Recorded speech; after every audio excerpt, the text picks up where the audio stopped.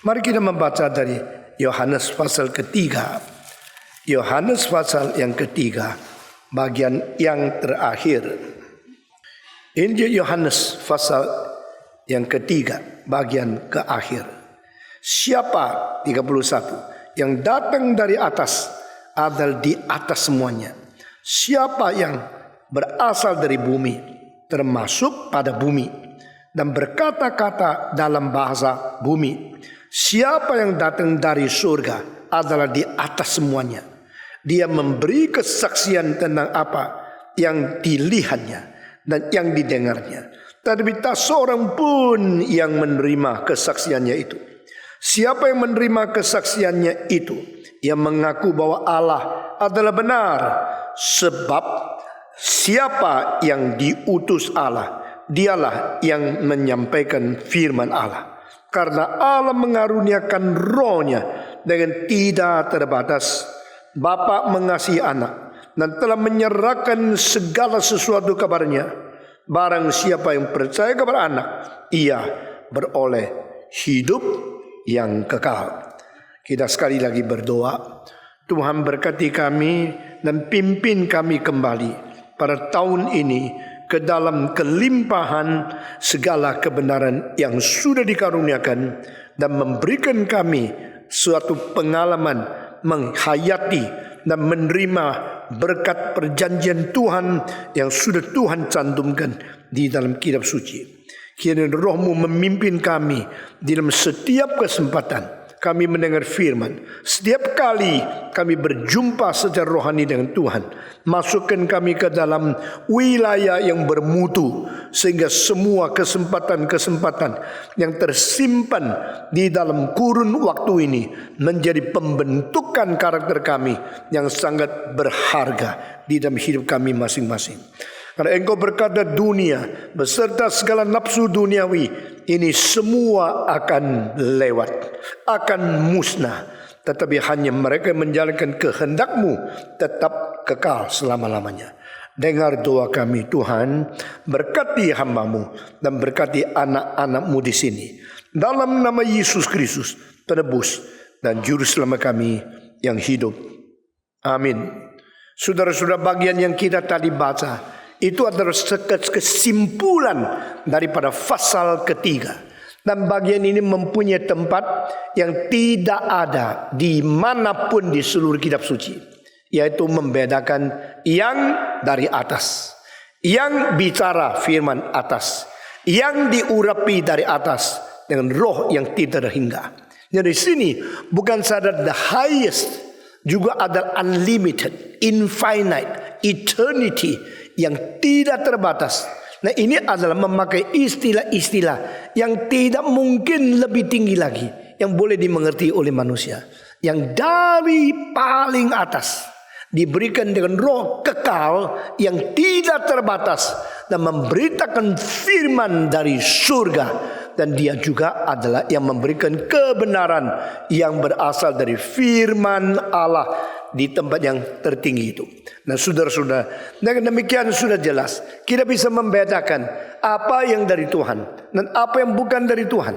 Yang dari Tuhan dari surga, yang dari Tuhan tidak terbatas, yang dari Tuhan kebenaran yang kekal, yang dari Tuhan dibubuhi dan dinaungi dengan roh yang tidak terbatas.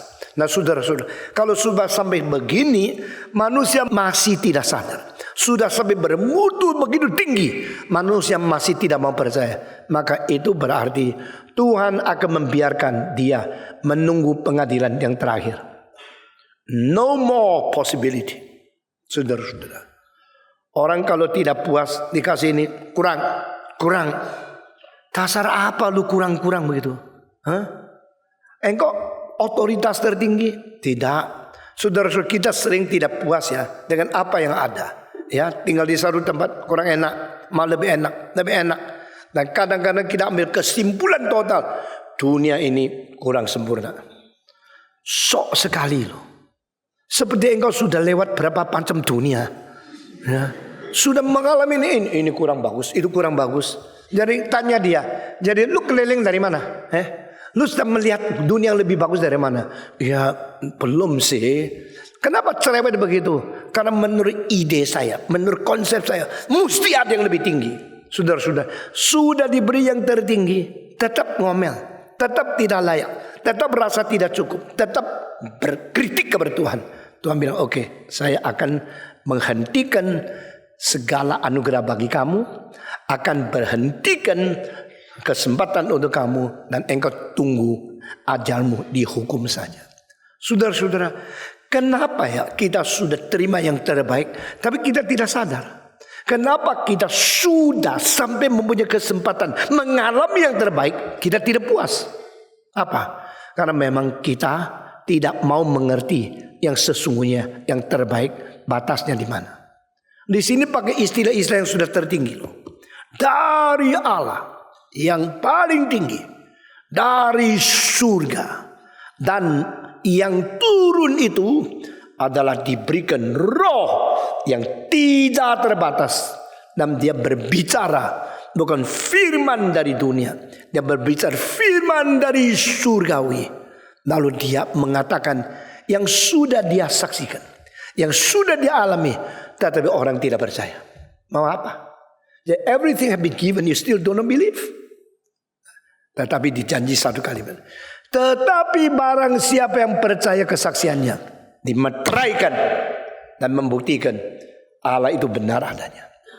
Nah saudara-saudara, ini kalimat yang penting sekali. Saya tadi satu kalimat bagian yang dicantum di sini, tidak ada lain tempat bicara seperti ini. Seluruh kitab suci tidak ada ayat yang bicara seperti ini.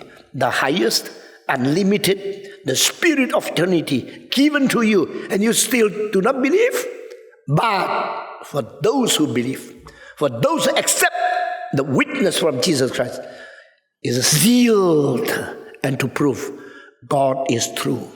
Saudara-saudara, kita harus mempunyai satu sikap yang mau menerima, sikap yang mau belajar, sikap yang mengetahui kemungkinan Tuhan memberikan apa yang kepada kita, dan di situ kita minta Tuhan kasih meterai itu. Yaitu barang siapa yang menerima kesaksian dari Kristus, diberi cap, diberi meterai, dan dia bilang, yes, God is true. Pada waktu Injil dikabarkan di Korea, saudara semua mengetahui abad ke-20, pengaruh dari Barat terus merosot. Missionary dulu paling banyak itu dari Inggris.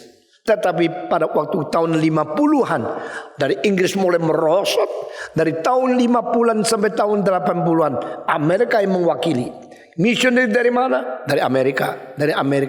Dari Scotland makin kurang. Dari Irlandia makin kurang. Dari England makin kurang. Dari Prancis hampir tidak ada. Dari Jerman juga makin sedikit. Amerika masih banyak missionary. Tapi setelah tahun 90-an, tidak ada missionary Amerika lagi. Sedikit sekali. Kecuali mereka diutus untuk menjaga, mengawasi akan gereja cabang yang dari Amerika. Saudara-saudara, engkau di sini, di Singapura berapa missionary Amerika? Hampir tidak ada kan? Makin lama makin sedikit. Dan ditemukan yang dipakai Tuhan mewakili ke negara-negara yang dulunya mengirim missionary, itu orang Asia. Tetapi bukan tempat lain, Korea. Korea Selatan sekarang sudah menjadi negara yang mengirim missionary yang terbanyak, yang paling penting di dalam dunia. Dan kenapakah banyak? Kalau dikirim dari Cina, dikirim dari Korea, tidak bisa bedakan Cina atau Korea, atau Cirea, atau Kona. Korea, Cina tidak bisa dibedakan. Jepang, kita kalau lihat ya, kira-kira orang dari Hong Kong, Taiwan pun bisa tahu. Hong Kong itu lebih lebar sedikit, Taiwan lebih lincip sedikit. Yang dari Indonesia ini lebih besar sedikit gitu. Tetapi saudara-saudara, orang Barat kalau melihat kita, Cina kah, Vietnam kah, pokoknya sami mawon. Demikian kita lihat Inggris kah, Amerika, podo wae. Ya, kita tidak bisa membedakan. Nah itu sebab orang Asia kalau menjadi missionary ke Afrika, kemana, ke Arabia, sekarang tidak terlalu didiskriminasi atau tidak dibenci. Sehingga ada unsur politik, unsur kebangsaan dan sebagainya yang menjadi perbedaan persentasi jumlah missionary yang tambah atau kurang. Nah, saudara-saudara sekalian, itu sebab pada waktu mereka sudah menjadi misioneri, makin banyak orang menerima dengan baik. Lalu kekristenan masih bisa berjalan, masih mempengaruhi kepada negara-negara yang lain. Nah, Korea adalah satu tempat yang dibagi menjadi dua. Yang di utara sangat ateis, yang di selatan sangat bersifat materialistis, bisnis dan keuangan dan agama. Sehingga Presbyterian di Korea menjadi Presbyterian yang menganut teologi reform yang persentase terbesar di dunia. Di Westminster, murid-murid Asia kira-kira 70% dari Korea. Dari Hong Kong, Taiwan, Asia, orang Tionghoa yang sekolah di situ tidak banyak. Tapi dari Korea banyak sekali. Sehingga di Korea, engkau jangan lupa ya, itu negara bukan aslinya kekristenan. Tapi di Korea Selatan, gereja yang anggotanya 6.000 dianggap gereja kecil. Gedung yang bisa 5.000 ke atas banyak sekali. Dan Choyonggi gedungnya bisa puluhan ribu, tapi dia bukan reform. Biasanya kalau kita lihat yang kecil-kecil, Anglican, ini Methodist, Baptis. Yang besar Injili, yang lebih besar karismatik. Tapi di Korea tidak loh. Gereja yang ribuan orang itu banyak reform. Lalu Westminster yang reshaping. Mereka membentuk kembali teologi di Korea. Nah, kenapa Korea Selatan begini diberkati oleh Tuhan? Dua sebab. Karena mereka sangat percaya kepada Alkitab. Kedua, mereka sering lutut berdoa kepada Tuhan. Pada waktu ketegangan terjadi antara utara dan selatan, itu begitu makin lebih, makin meruak, makin semarak, makin menjadi sesuatu ketegangan, tension between north and south. Orang Korea membuat bunker terbuka, membuat bunker yang memanjang, yang bisa mengisi 2 juta manusia di bawah tanah. Bunker apa sih? Kok bisa isi begitu banyak? Saya sendiri pergi, baru saya tahu yang disebut MRT. Itu kan gali satu tempat menjadi stasiun kan. Lalu satu lubang untuk kereta lewat. Sudah sampai situ satu tempat lagi untuk menjadi itu stasiun. Lalu satu lubang untuk kereta lewat. Mereka tidak loh. Mereka bikin seluruh jalan kereta itu pinggirnya jalan kaki orang. Yang bisa 30 meter lebarnya, 20 meter lebarnya. Jadi antara stasiun itu tol. Tol apa? Tol yang tidak ada matahari, ya. Tol di bawah tanah. Sehingga kalau itu Korea Utara bom nuklir, dikasih perintah semua masuk. Itu seluruh MRT di antara MRT semua itu seperti bunker yang berpuluh-puluh kilometer. Dan saya pernah terlalu panas tidak di atas, jalan kaki di bawah. Kaki di bawah jalan satu stasiun ke satu stasiun. Kalau kereta api 56 detik atau 64 detik sudah satu stasiun. Jalan kaki ya 15 menit, ya 20 menit baru sampai. Stasiun demi stasiun sampai stasiun apa yang keluar sampai di situ. Tempatnya waktunya lama, tapi itu bisa sekaligus nampung 2 juta manusia di bawah tanah. Dan semua ketebalan di bawah sudah menghindarkan mereka dari bahaya itu radiasi nuklir. Nah, waktu itu tegang sekali. Karena ketegangan setelah peperangan dunia, terpecahnya utara dan selatan. Orang Korea berdoa. Tuhan, peliharalah kami. Jangan kami dibom oleh nuklir. Jangan kami perang dengan utara. Dan pada waktu itu Kim Il Sung dan anaknya sekarang termasuk orang yang paling keras di dalam sejarah dunia untuk menguasai sebagai cara diktator untuk mengekang seluruh bangsa mereka sendiri. Nah, doa itu faktor pertama. Kedua, percaya kepada kitab suci. Jadi karena mereka percaya kepada kitab suci, akhirnya banyak yang dikirim ke Westminster untuk mempelajari the faithfulness to the original word and the tradition of belief in true Christianity according to the Reform and Orthodox theology. Itu sebab orang-orang di Korea mempunyai iman, mempunyai doa yang sungguh-sungguh. Tapi kenapa ya iman di Korea begitu tebal? Kenapa mereka percaya kepada firman Tuhan? Saya waktu membaca satu sejarah, saya sangat tergerak. Satu hari banyak orang ikut satu KKR di ruangan terbuka, di tempat open air. Lalu seorang missionary yang sungguh-sungguh cinta Tuhan, percayalah kepada Tuhan, percaya kepada Yesus Kristus. Sudah dia teriak di dalam itu ada satu orang bilang, "Hei Amerika, bagaimana kita tahu firman Tuhan? Itu kitab suci. Bagaimana membuktikan kitab suci firman Tuhan?" Dia lagi khotbah separuh diteriaki seorang tua. Kalau kamu apa? Minder kan? Wah gimana Tuhan, ampunilah dia. Karena apa yang dia katakan dia tidak tahu begitu. Ya. Jadi missionary ini setelah ditantang begini, dia tidak bisa jawab. Lalu dia hatinya mengingat satu ayat. Waktu engkau mendapatkan kesulitan, engkau jangan takut. Karena Tuhan akan memberikan engkau bijaksana. Mengatakan kalimat yang apa yang mau Tuhan kasih kepada engkau. Please God, use me to answer the question. Dia berdoa di hatinya. Missionary berkhotbah dengan sungguh-sungguh menggebu-gebu, berapi-api. Waktu ditantang, banyak yang tidak siap, tidak bisa jawab. Lalu waktu itu Roh Kudus gerakkan hati dia. Dia menjawab satu kalimat. Hei, bagaimana buktikan Alkitab firman Tuhan? Kenapa saya percaya Alkitab firman Tuhan? Itu kan kitabnya orang Barat. Orang Korea kan tidak percaya ini. Bagaimana bukti Alkitab firman Tuhan? Dia tidak bisa jawab. Dia juga bukan orang terlalu pintar. Fasihnya juga tidak pintar. Lalu Tuhan kasih dia keberanian dan bijaksana. Dia mengatakan, baca terus. Baca terus. Kamu terus baca terus. Nanti akan tahu itu firman Tuhan. Jawabnya begini. Baca terus. Nanti Tuhan akan kasih tahu engkau itu firman Tuhan. Semua orang dari lihat, tanyanya gini, jawabnya gini kan lucu ya. Nah, mereka lihat sini, lihat sana. Siapa tahu Tuhan gerakan orang yang nantang itu. Dia mengatakan, oke, saya baca, nanti saya mau tahu. Terus dia pulang baca. Sudah baca, cari Kristen. Nah, ini caranya begini. Jadi ini kalimat betul. Saya setiap kali baca sama istri, saya ingat akan peristiwa itu. For those who do not want to accept the fact, the grace, the revelation, the word from above, mereka ditinggalkan. Tidak ada orang mau terima kesaksian ini. Tetapi bagi mereka yang percaya, diberikan materai.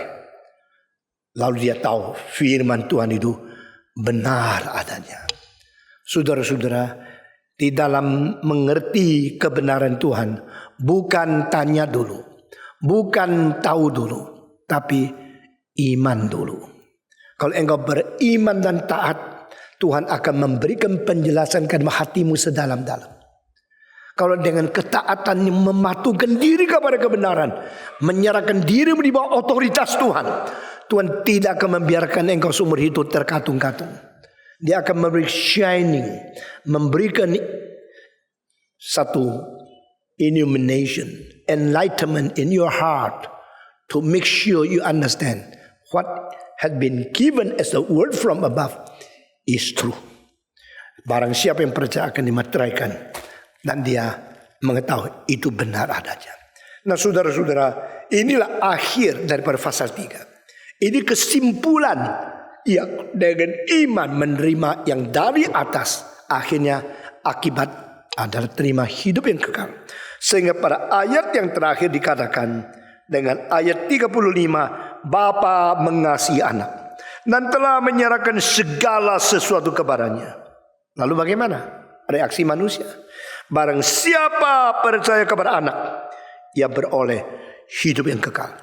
Tapi barang siapa tidak taat kepada anak, ia tidak akan melihat hidup, melainkan murka Allah tetap ada di atas dia.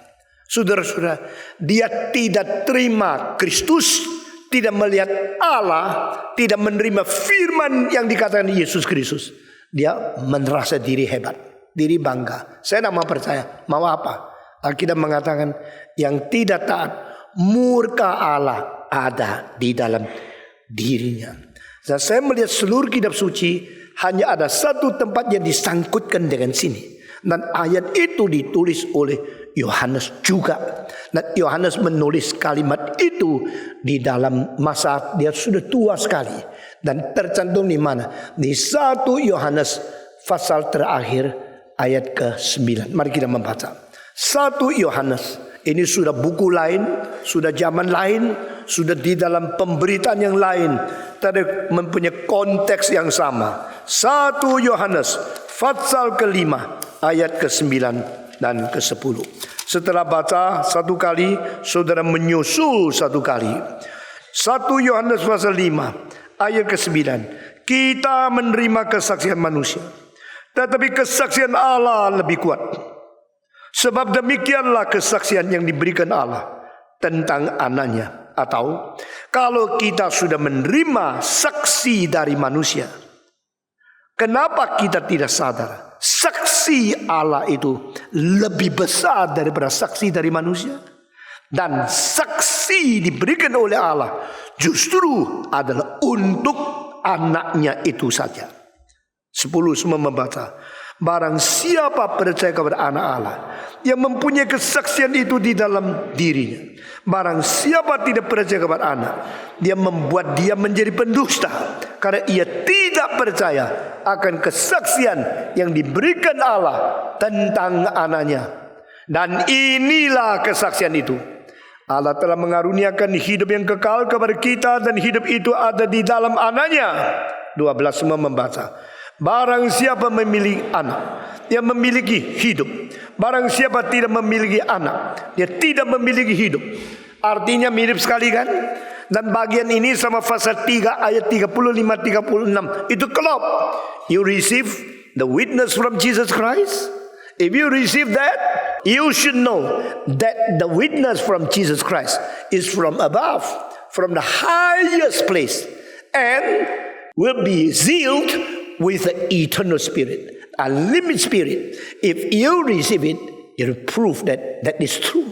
If you don't receive it, the wrath of God is on you. Lalu di dalam Yohanes pasal 5 dikatakan, yang mempunyai anak mempunyai hidup, yang tidak memiliki anak tidak mempunyai hidup. Di dalam pasal 3 dari Yohanes mengatakan, yang tidak percaya kepada anak tidak hidup, yang percaya anak ada hidup. Kalimat selanjutnya adalah murka Allah ada di atas diri, tapi dia tidak sadar. Saudara sadar tidak? Kalau engkau tidak menerima anugerah Tuhan, engkau sedang berada di bawah kemarahan Tuhan. Engkau tidak sadar. Either one. Kalau engkau betul-betul menerima anugerah Tuhan, engkau menerima kebenaran yang disaksikan, engkau dimeteraikan dalam hidupmu, sealed, that you know that is truth. Kalau tidak ada, the wrath of God is on you. Tetapi di dalam Yohanes pasal 5, 9, 10 dikatakan, bukan saja yang tidak ada anak itu tidak hidup, malah dikatakan karena dia tidak menerima kesaksian Yesus, karena dia menjadikan Kristus itu pendusta. Loh, kapan saya tidak percaya Yesus kok saya menjadikan Kristus pendusta? Tidak pernah saya bilang Yesus pendusta. Nah, di sini saya mau menjelaskan, tidak beriman itu dosanya berapa besar. Tidak beriman tidak hanya bersangkut paut dengan engkau bebas, mau percaya boleh, tidak mau percaya boleh. Kayak seperti saya suka makan sayur urusanku, nggak mau masak sayur juga urusanku. Apa hubungan dengan saya memfitnah kamu? Tapi bukan begitu loh. Di situ ditambah dengan satu kalimat yang keras sekali. Barang siapa yang tidak menerima kesaksian daripada anak, dia menjadikan Allah pendusta. Apa itu? Sekarang saya ke rumahmu, engkau bilang, Patong silakan duduk. Lalu tunggu sebentar ya Patong ya, saya kasih teh. Saya jawab, enggak, saya tidak minum teh.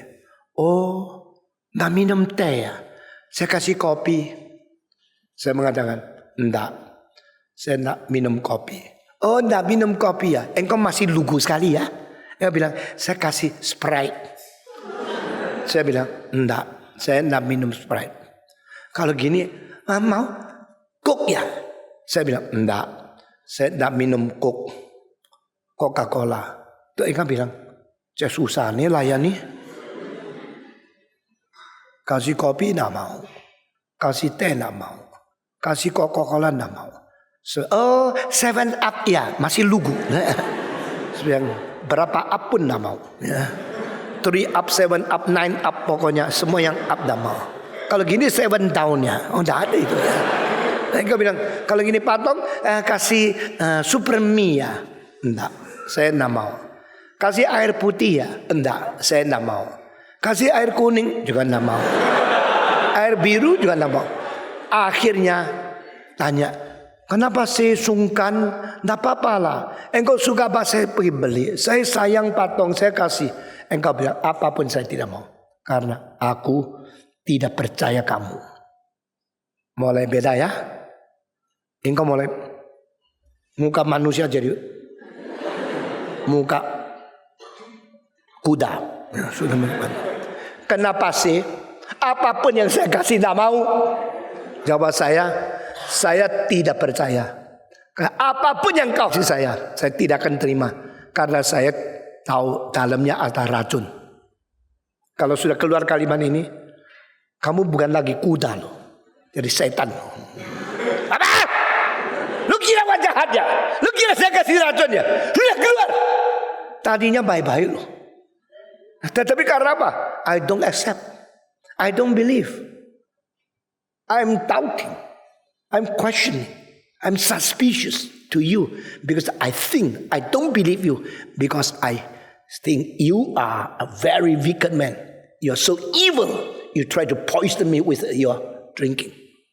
Nah, kalau sudah sampai di sini, baru you sadar apa kalimat ini. Barang siapa yang tidak menerima kesaksian itu, dia telah menjadikan Allah pendusta. Saya takut loh. Kalau saya baca kitab suci sedikit lain sama kamu ya. Engkau bilang biasanya saya baca cuma kelihatan huruf tok. Patong baca ketemu apa aja di dalamnya. Kenapa sih? Karena saya mau tahu. Saya mau tahu sebenarnya kalimat itu mengandung arti berapa dalam. All possibility I imagine. I try to understand. Bukan hanya I want to collect my knowledge of Bible.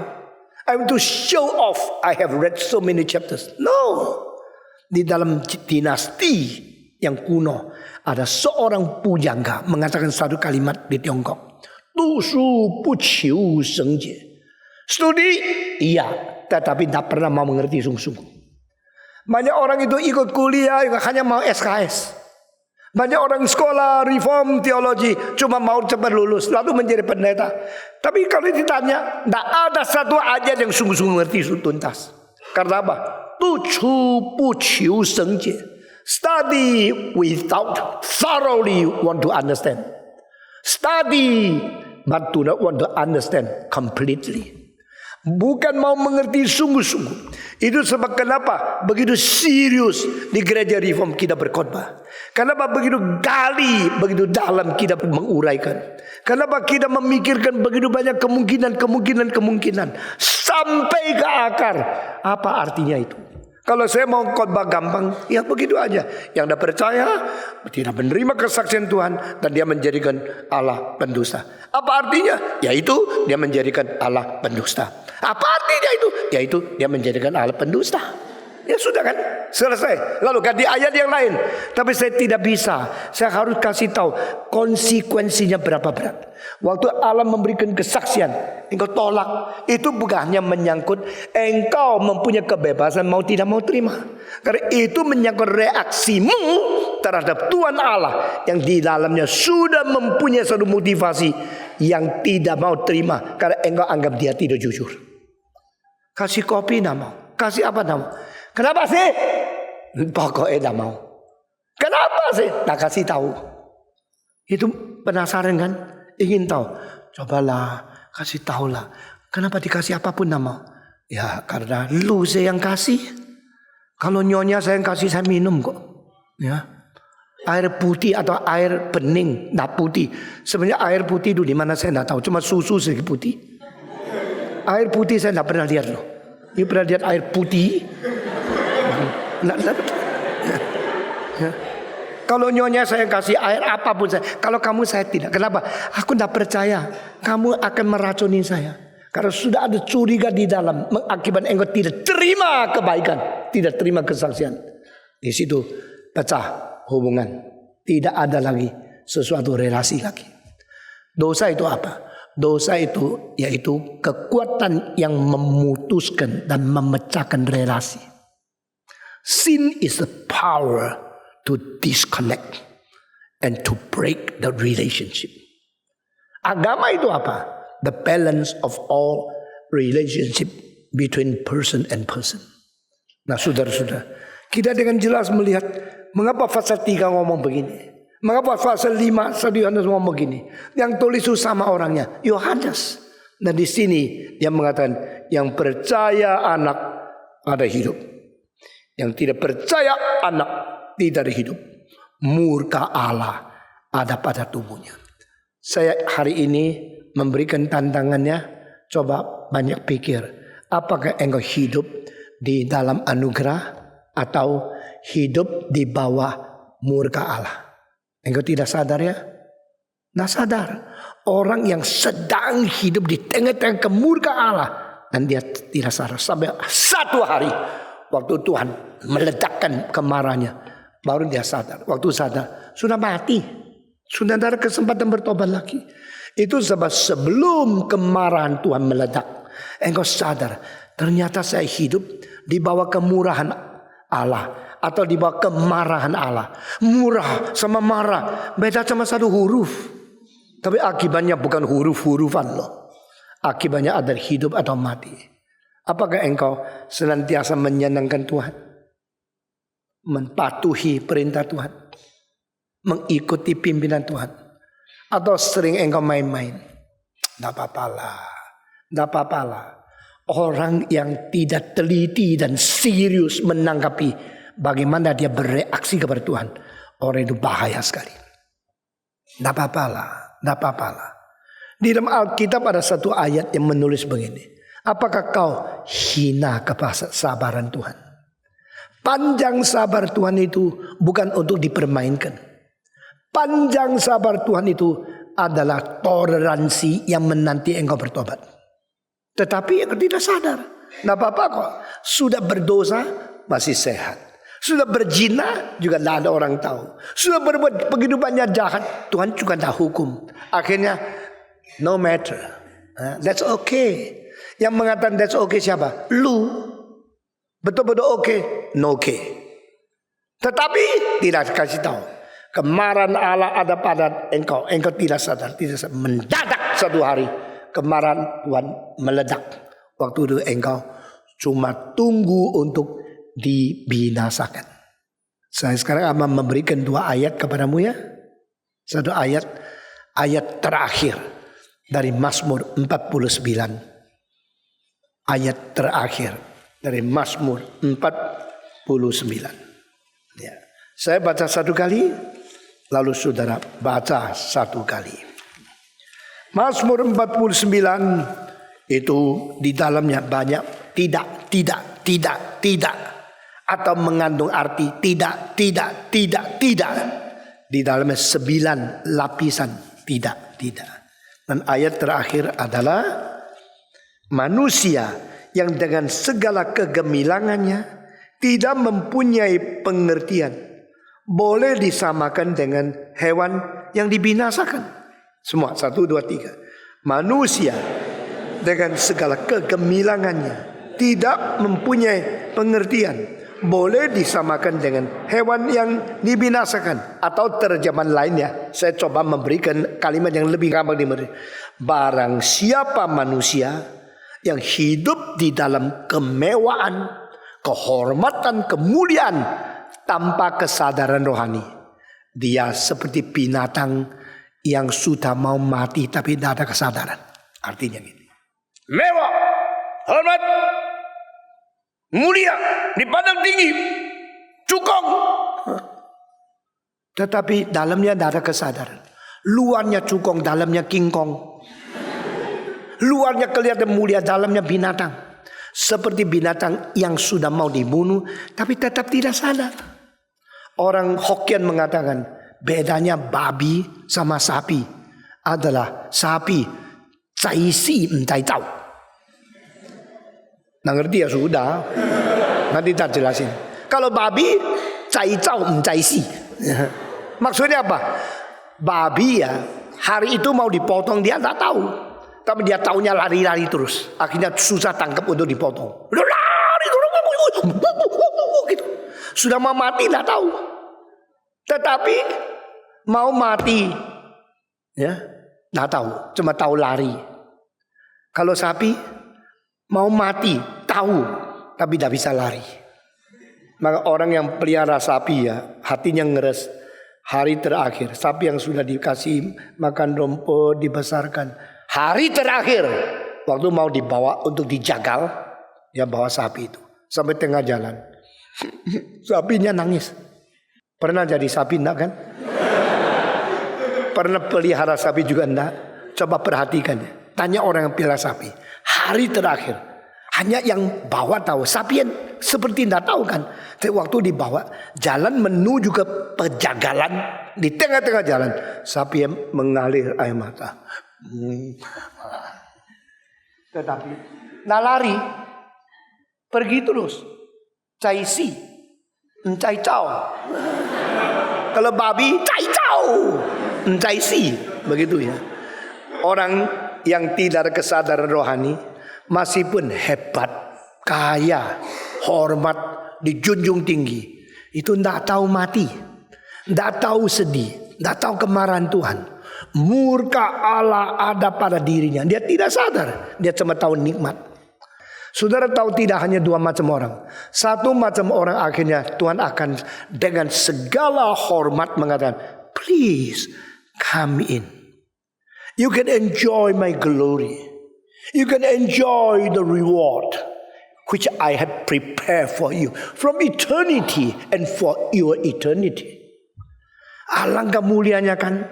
Tapi orang macam kedua, Tuhan akan mengatakan, sekarang kau sadar. Kau akan dilempar ke dalam laut api. Karena engkau membangkang, memberontak perintahku. Ini kalimatnya.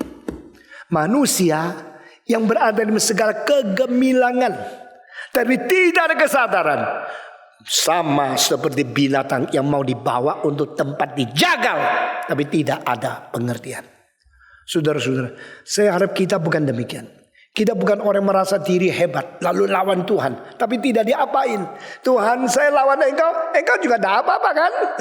Engkau orang tua sudah tuli, engkau sudah lama di pensiun tidak keluar, engkau sudah orang yang kuno yang tidak apa. Saya mau melawan engkau, mau apa kamu? Tuhan diam. God keeps silent when He is judged.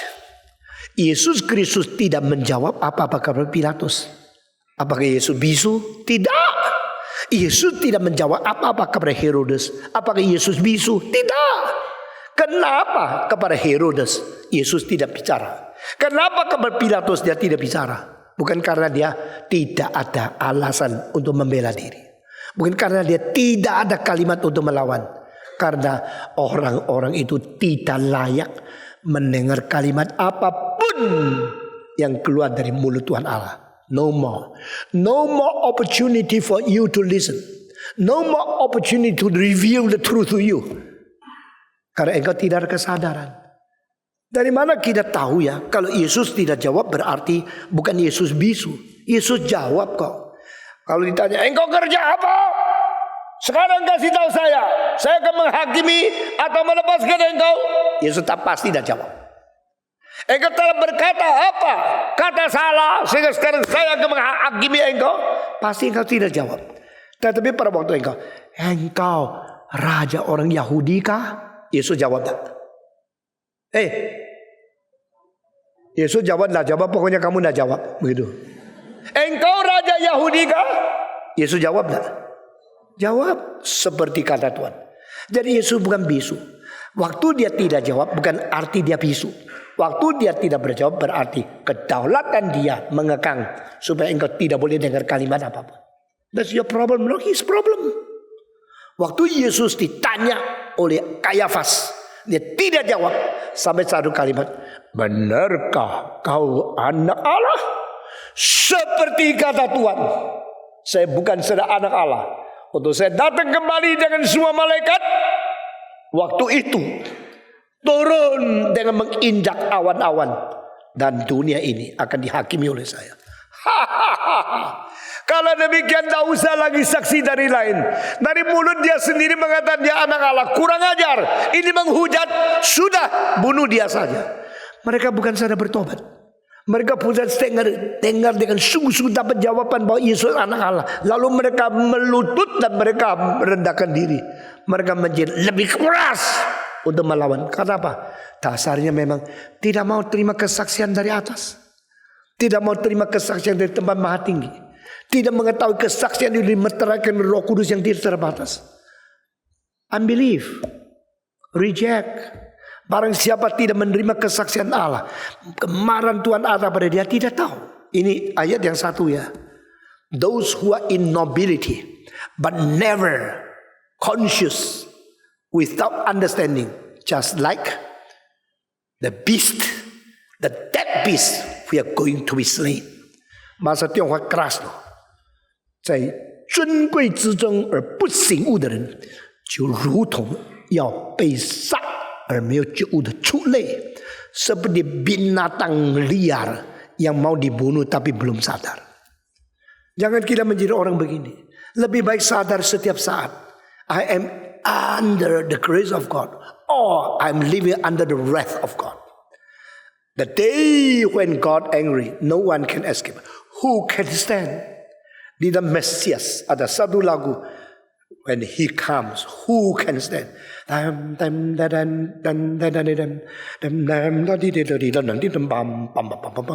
Who can stand when he appears? Waktu stand, handle memakai satu kekuatan yang nyanyinya mesti 3 kali berannya baru bisa mengutarakan, mengekspresikan perasaan feeling yang sesungguhnya. Saya kira Handel pada saat itu sangat dipenuhi Roh Kudus dan mengerti ayat ini. Tempat yang kedua yang saya mau ajak saudara lihat adalah Roma pasal kedua. Kitab Roma buku ke-6 di Perjanjian Baru. Surat Paulus untuk orang di kota Roma mengenai rencana yang sistematis luar biasa tentang hendak Tuhan menyelamatkan manusia. Kitab Roma pasal kedua memberikan peringatan yang sama. Ayat yang ketiga, 4 saya membaca. Lalu kita membaca bersama-sama ayat 4. Dan engkau hai manusia, engkau yang menghakimi mereka, yang berbuat demikian, sedangkan engkau sendiri melakukan juga. Adakah engkau sangka bahwa engkau akan luput dari hukuman Allah? Ayat 4, mari kita membaca. Maukah engkau menganggap sepi kekayaan kemurahannya, kesabarannya, dan kelapangan hatinya?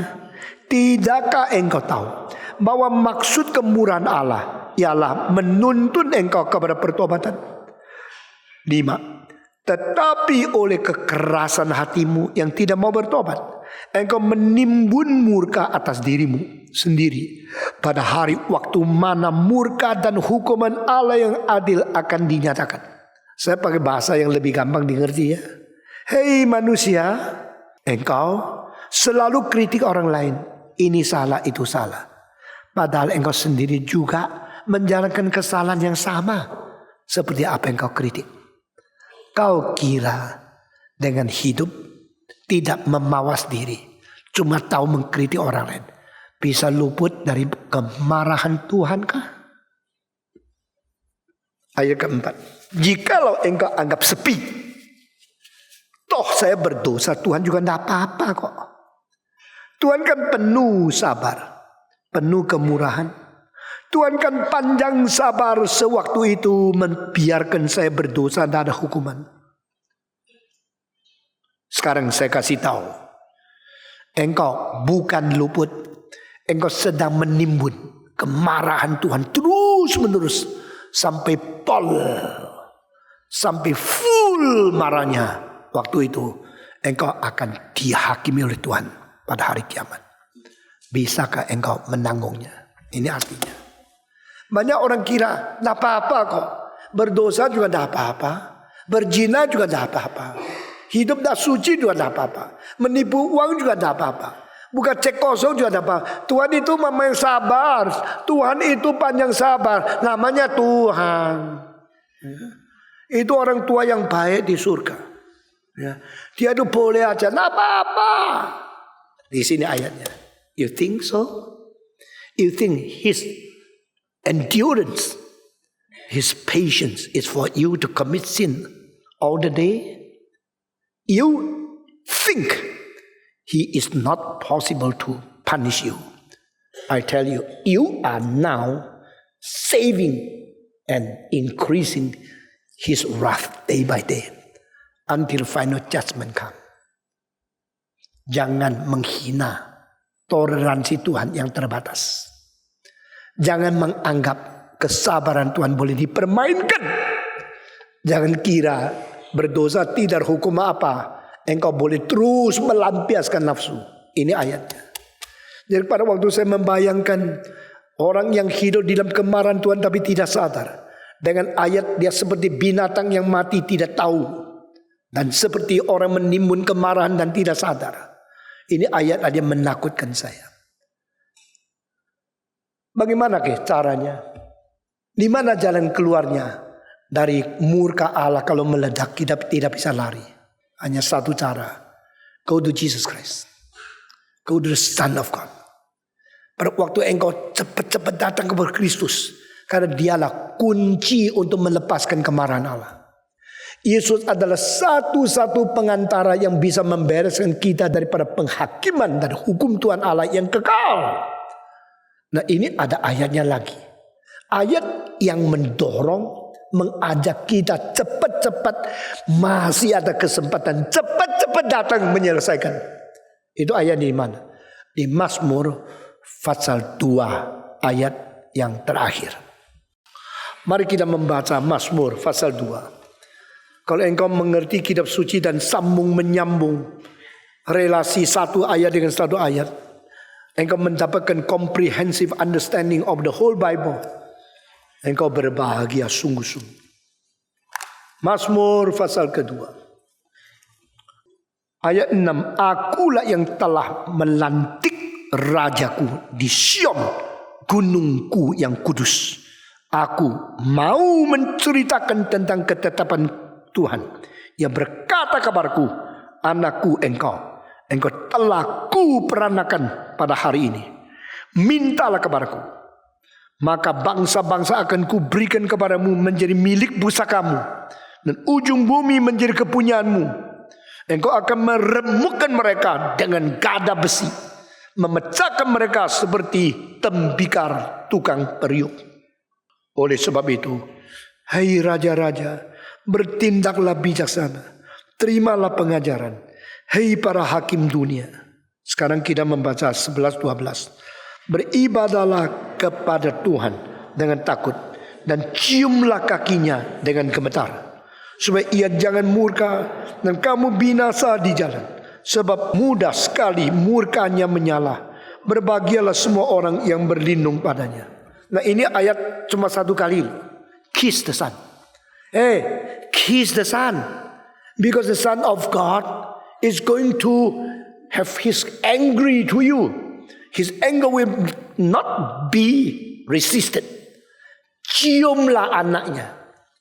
Bapak mengirim anak menjadi raja atas segala raja, tapi dia adalah raja yang pernah dipalungan. Engkau hina. Sekarang saya kasih tahu, waktunya sudah sampai.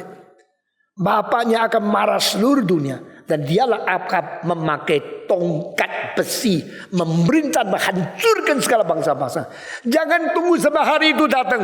Cepat-cepat cium kakinya dengan gemetar. Cium kok gemetar? Cium itu enak loh. Waktu pacaran bercium itu bukan gemetar. Ada yang cium gemetar, tidak ada kan? Cium itu menikmatikan, tapi ciumlah dia dengan penuh ketakutan. Karena apa? Ini orang adalah kunci untuk meledakkan atau untuk menghentikan kemarahan yang terbesar dari Tuhan Allah. If you don't kiss the Son, let him explode the wrath of God. No one can stand, no one can escape. Ciumlah anak. Nah, ini satu-satu kalinya di seluruh kitab suci. Cium anak sehingga kemarahan tidak meledak. Barang siapa yang hidup di dalam kemarahan Allah, itu menakutkan. Jangan sampai meledak. Cium dia. Akhirnya di kitab suci cuma satu orang yang cium Yesus. Siapa?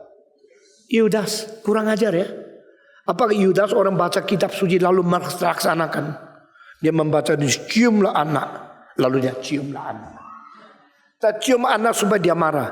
Dia cium anak karena tidak tahu anak mau marah. Itu sama sekali goblok. Mempunyai SKS, akademik tinggi, tapi tak ngerti arti relasi. Tak ngerti bagaimana menyenangkan Tuhan. Lalu Yesus mengatakan kepada dia, saya bicara ayat ini. Langsung lihat satu gambaran yang mengesan di dalam hatinya. Yesus waktu dicium, muka Yesus dingin, matanya begitu lihat Yudas. Mirip. Dan mengatakan, Yudas, dengan ciuman kau menjual anak manusiakah? By kissing me, you betray me? Mata yang begitu tajam melihat dia dan berkata, dengan ciuman engkau menjual anak manusiakah? Itu adalah kalimat terakhir Yesus di dalam dunia kepada Yudas. Sebenarnya berapa banyak kalimat yang pernah Yudas dengar dari mulut Yesus. Dia kira itu biasa. Dia kira itu lumrah. Dia tidak tahu setiap kalimat keluar dari mulut Allah itu adalah dasar untuk menjadi fondasi hidup. Manusia hidup bukan berdasarkan makanan. Berdasarkan setiap kalimat yang keluar dari mulut Tuhan Allah. Yudas menghina. Yudas kira khotbah yang dia dengar itu gampang. Kalau ini pagi tak dengar, minggu depan ada khotbah lagi kok. Kalau ini hari tidak jalankan, nanti ada diberi kesempatan lagi. Dia tidak pernah tahu itu setiap kalimat yang keluar dari mulut Allah itu menjadi dasar hidup manusia. Bukan makanan, bukan berlian, bukan mutiara, bukan kekayaan, bukan saham, bukan dolar, bukan euro, bukan Singapura dolar. Yang bikin engkau hidup berarti adalah firman Tuhan. Dia tidak sadar. Lalu dia kira mulut Yesus saya cium. Lalu dia ketipu oleh saya. Dia tidak tahu. Dengan cara begini saya menjadikan dia tanda. Yang ditangkap jangan Petrus ini. Yang saya cium itu. Orang ini bodoh. Dan orang bodoh adalah orang anggap diri pintar. Orang lain bodoh. Itu orang bodoh. Sekali lagi ya.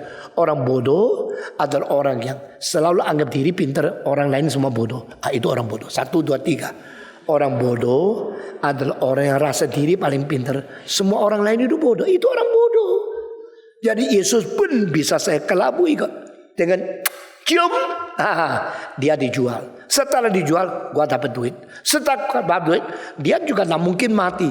Orang pintar kayak gini mana bisa mati? Yesus bisa melakukan mujizat. Lazarus keluar. Lazarus keluar. Kalau dia ngomong Yesus keluar, dia sendiri keluar. Tak mungkin dia matilah. Pokoknya win-win position. Setelah saya cium jual dia saya dapat duit. Setelah dibunuh dia bisa pakai sendiri. Tidak ada yang rugi kok. Itu caranya. Akhirnya tolong Yesus, biarkan saya memperalat kamu. Biar saya mencium kamu. Akhirnya lu dah rugi tapi gua dapat sacap kok. Gua dapat 30 perak. Itu cara pinternya saya. Yesus bilang begitu. Kalau begitu saya kasih tahu. Engkau dengan ciuman menjual anak manusiakah? Saudara-saudara, kalimat sebelum itu adalah Yudas, apa yang kau ingin kerjakan sekarang kerjalah. Berarti apa? Saya tidak lagi campur kebebasanmu. Saya tidak lagi memaksa engkau. Anything you want to do, do it now. Berarti apa? I give you permission. Tapi di dalam ayat itu artinya teologi. Yesus tidak pernah merencanakan Yudas menjual dia. Yudas atas kemauan sendiri mengerjakan pengkhianat kepada Yesus. What you want to do, not I ask you to do. What you want to do it now. Berarti you want to do, you plan it. You sendiri yang mau kerjaan itu, silakan. Saya tidak campur. Saya membiarkan engkau melakukan kebebasan untuk melakukan kejahatan. Sekarang lakukan. Engkau diberi kebebasan. Tuhan tidak pernah paksa. Saya dengar ada sekolah Kristen yang didirikan oleh orang Kristen. Itu paksa orang datang ikut kebaktian. Kalau tidak, nomor kursinya dicatat, dihukum dan sebagainya. Dan orang yang buka sekolah itu orang ikut kebaktian kita. Wah, juga reform. Kalau dia bicara, Stephen Tong berkata seperti dia akhirnya reform. Tapi dia membuat sekolah yang paksa-paksa orang kalau datang dihukum.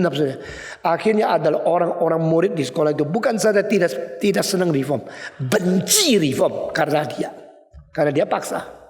Akhirnya seperti reform, ngomongnya reform, kutipnya Stephen Tong, membuat pemuda-pemudi semua benci sekali sama Kristen, benci sama Stephen Tong. Kira itu wakil saya akan tunggal di situ. Saya tidak pernah loh. Saya selalu memberikan anjuran, mendorong, memberi inspirasi, memberikan rangsangan sampai engkau suka, engkau mau teologi reform, engkau mau kebenaran, engkau rindu firman, engkau ingin datang sendiri. No compel, no force. Saudara-saudara, anak saya sendiri pun tidak ada satu yang saya paksa. Saya mendisiplinkan, saya mengasih tahu peringatan sesuai itu. I give you freedom. You want to know? Mau percaya Tuhan silakan. Nah, mau percaya urusanmu. Tapi saya kasih tahu ini bedanya, ini risikonya. That's my duty, my responsibility. Tuhan juga demikian. Tuhan tidak pernah paksa manusia. Tuhan memberikan kebebasan dan Tuhan memberikan peringatan. Tuhan memberikan pembiaran dan Tuhan memberikan segala sesuatu yang memberikan engkau wanti-wanti, memberikan kepada engkau perintah-perintah, memberikan engkau peringatan-peringatan. Lalu you mesti sendiri pikir, sendiri pertimbangkan. Kalau you mau mencium lalu menjual Yesus, Tuhan tidak lari, dia biar engkau cium. Lalu dia kasih tahu, dengan ciuman kau menjual anak manusia kah? Ciumlah anak supaya kemarahan Allah tidak meledak. Ciumlah dia dengan gemetar. Artinya apa? Engkau mau mencintai Tuhan, mau taat kepada dia, Tuhan harus sadar karena dia memakan kunci kemarahan Tuhan Allah. Yesus memakan kunci rekonsiliasi. Yesus memakan kunci untuk menentukan nasibmu untuk selama-lamanya. Jangan main-main. Cintalah Tuhan. Takutlah kepada Tuhan. Jalankan perasaan penuh kesadaran akan kewajibanmu. Penuh kesadaran akan takut kepada Tuhan. Dan dengan kerelaan yang kau mengatakan, God, I love you. I obey you. Not because I am afraid of the punishment. But because your love convince me. Karena cintamu telah menaklukkan aku. Cintamu telah membawa aku kembali. Aku dengan segala rendah hati, segala kerelaan kembali mencintai, mengikuti kamu. Saudara-saudara, barang siapa yang ada anak, ada hidup. Barang siapa yang tidak ada anak, tidak ada hidup. Ini sudah qualitative difference. Sudah discernment. The principle of the qualitative difference is now commanded to us. Lalu kalimat selanjutnya, yang tidak menerima kesaksiannya itu kemarahan Allah ada pada dia. Tetapi dia tidak sadar. Lain kalimat, yang tidak menerima kesaksian itu menjadikan Allah pendusta. Wah, ini menjadi dosa inisiatif. You with your reaction, your response to God, you make God a liar. God is not a liar. God is truth. How come a truth is considered to be a liar? Because you unbelief. Engkau tidak percaya.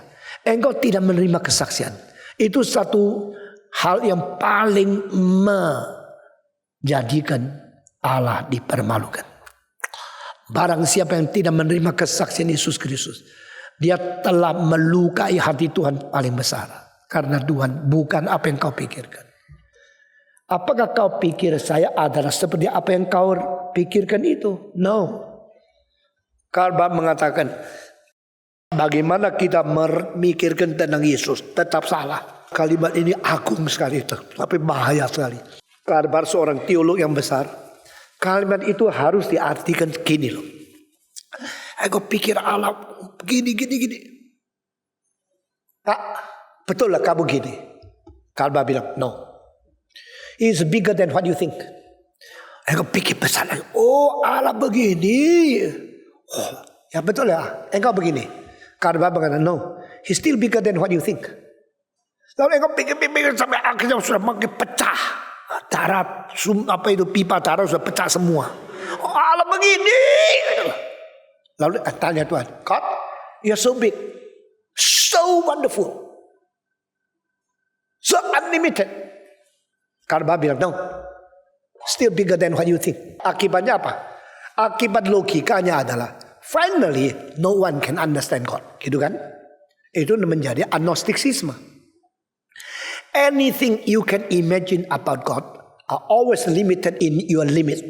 God is far beyond your limit. Jadi istilah dari Karbat itu namanya apa? Itu adalah yang disebut Allah itu totally different. Allah itu lebih dan tidak pernah sama dengan Anda pikirkan. Sehingga akibatnya ada agnosticisme atau selalu kita salah beriman kepada Tuhan. Saya tidak terima ayat itu. Saya menerima konsep apa? Allah selalu lebih besar dari kita. Maka kita selalu harus rendah hati. Kita harus selalu taat kepada Roh Kudus. Karena hanya unlimited spirit can bring us and can transform us from our limit into the unlimited nature of God with His guidance. More and more glory. Alkitab mengatakan, from glory to glory. From power to power. From grace to grace. From faith to faith. From strength to strength. Nah, ini adalah perjalanan rohani kita di hadapan Tuhan. Jangan puas. Jangan anggap diri pintar. Jangan menghina anugerah Tuhan. Karena engkau reaksi salah kepada kesaksian Kristus. Engkau berada di dua bahaya. Pertama, engkau dibawa kemarahan. Engkau tidak sadar. Kedua, engkau menuju kepada peledakan penghakiman terakhir. Engkau tidak kesetapan bertobat lagi. So you're always trembling. Kiss the Son with tremble. Sambil tremble, sambil kiss. You love Him with the fear of God. The fear of the Lord is the beginning of the wisdom. Manusia berbijaksana. Bijaksana dimulai daripada penuh perasaan takut kepada Tuhan. God is God. And let God be God. Jangan let you be God. And not let God be man. Mari kita membalikkan. Beri kemuliaan kepada Tuhan. Karena memang Dia patut dimuliakan. Karena Dia adalah Allah yang tidak terbatas. Dan kita bereaksi kepada Dia. Menerima kesaksiannya sepenuh hati. Dan sudah menerima. Jangan kira engkau sudah memperoleh. Paulus berkata, aku tidak anggap aku sudah tahu apa-apa. Aku tidak hitung aku sudah sempurna. Aku adalah terus mengejar untuk mendapatkan sasaran terakhir yang sudah dijanjikan dari atas oleh Dia yang memanggil aku dari surga. The one who called me from heaven asked me and attract me to follow unceasingly to Him. So what I achieve is not the final. What I know is not comprehendly understanding all. I am still pursuing. I still thirsting. Aku tetap haus. Aku tetap mencari. Mengerti Tuhan lebih. Saudara-saudara. Jadi dari pikiran yang seperti ini dalamnya. Kita mengetahui apa artinya menerima kesaksian Tuhan. Yang tidak terima dibawa kemarahan. Yang menerima diberikan materai. Membuktikan. God is true. Saya mau tanya, selama engkau menjadi orang Kristen, engkau rasa Tuhan benar tidak? Jawab. Engkau dimeteraikan Roh Kudus bahwa kesaksian Kristus itu benar-benar adalah kebenaran tidak? Engkau betul-betul membuktikan Dia tidak pernah menipu. Kalau engkau tidak menerima kesaksian, engkau menjadikan Dia pendusta. Nah, itu bahaya. Kita bersyukur kepada Tuhan. Allah yang sebenar-benarnya. Dengan benar-benar suci hatinya. Memberikan benar-benar kebenaran. Melalui roh yang benar. Kepada kita yang benar-benar mau cari kebenaran. Berapa kali benar-benar saya tidak hitung ya. Sekali lagi. Allah yang benar-benar Allah. Benar-benar dengan kebenaran. Dan motivasi yang paling benar. Mengwahyukan kebenaran yang benar-benar melalui roh kebenaran kepada orang yang benar-benar mau menerima kesaksiannya. Mana buktinya? Allah bilang, no, I don't give you the evidence. I don't give the proof. I demand from you total submission. And when you receive the witness of my son, then I will give you a seal. Satu materai diberikan untuk membuktikan Tuhan itu sungguh-sungguh adanya. Nah, hari ini saya akan selesaikan khotbah ini pada ayat 36. Mari kita membaca lagi 31 sampai 36. Yohanes pasal 3 ayat 31 sampai 36. Semua membaca. Siapa yang datang dari atas adalah di atas semuanya. Siapa yang berasal dari bumi termasuk pada bumi dan berkata-kata dalam bahasa bumi. Siapa yang datang dari surga adalah di atas semuanya. Dia memberi kesaksian tentang apa yang dilihatnya dan yang didengarnya, tetapi tak seorang pun yang menerima kesaksiannya itu. Siapa yang menerima kesaksiannya itu, ia mengaku bahwa Allah adalah benar. Sebab siapa yang diutus Allah, dialah yang menyampaikan firman Allah. Karena Allah mengaruniakan rohnya dengan tidak terbatas. Bapa mengasihi anak dan telah menyerahkan segala sesuatu kepada anaknya. Barang siapa percaya kepada anak, ia beroleh hidup yang kekal. Tetapi barang siapa tidak percaya kepada anak, ia tidak akan melihat hidup, melainkan murka Allah tetap ada di atasnya. Sampai di sini berhenti eksposisi pasal ketiga. Selanjutnya kita akan mulai pasal keempat. Dan saudara siap-siap hati, fase 3 dan fase 4 adalah teladan Yesus mengabar Injil di dunia yang menjadi contoh kita masing-masing. Fase ketiga menginjili orang laki, fase keempat menginjili orang perempuan. Fase ketiga overtime, malam-malam masih kerja. Fase 4 siang-siang waktu makan lupa makan kotak terus. Fase 3 laki-lakinya beres tapi tidak ngerti. Fase 4 perempuan tidak beres tapi pintar. Fase ketiga orang dipandang tinggi. Fase 4 orang dimaki-maki seluruh kota. Fase ketiga setelah penginjilan tidak berhasil apa-apa. Fase keempat langsung orang itu membawa seluruh kota menjadi Kristen. Wah, herannya, ini kalau dibandingkan lucu luar biasa loh, menarik luar biasa loh. The day when Jesus evangelized, the strategy he used, the way he preached, semua mengandung bijaksana yang luar biasa. Selanjutnya kita mulai pentafsiran pasal keempat. Mari kita berdoa. Bapa di dalam surga, kami berterima kasih. Ayat demi ayat, bagian demi bagian, pasal demi pasal, Engkau memimpin kami menelusuri, memperdalam kedahsyatan dan keajaiban di dalam kelimpahan firman-Mu. Kiranya suara manusia berhenti, Roh Kudus terus membawa kami menjelajah ke dalam keadaan yang tidak terbatas dari anugerah kebenaran Tuhan. Terimalah doa kami dalam nama Yesus Kristus, penebus dan juru selamat yang hidup, kami berdoa. Amin.